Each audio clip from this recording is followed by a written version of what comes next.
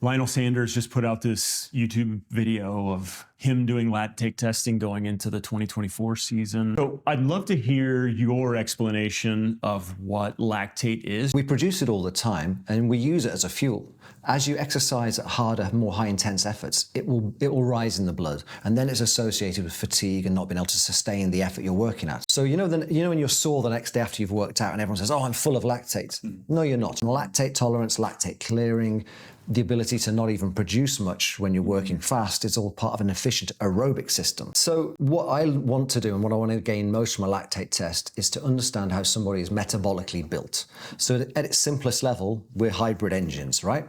We have an aerobic system and an anaerobic system. So you're looking at this hybrid engine and working out how to maximize it. It's a great marker for aerobic efficiency and anaerobic efficiency. You're kind of either born with the Ferrari or the Audi or the Ford Focus. Like, you can tune that engine as best possible through great training and understanding it. But if you've got a VO2 of 58, it's never going to translate to a VO2 of 90. It's just fact. It's the most important zone really for anybody for fitness. So when people can find their proper zone 2, that's when they find the joy of exercise. It's comfortable, they can do a lot of it, it doesn't hurt so much, and it has real rewards, real big benefits, and setting like the benchmark and the basis for all the speed that will come later. So if you think about racing, if you're doing a 25-mile bike ride, and we think your threshold, we know your threshold is 200 watts, and you're at 4 millimoles of lactate and you're riding, you can sustain that power and that pace.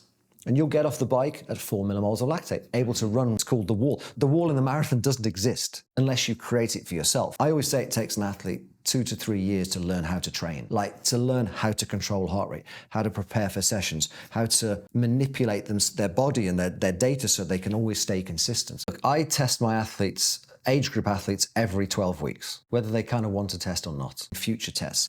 You test to show where you're at and what you need to do to get fitter. So you need to know what type of stimulus works for the athletes. It tells you what you need to do.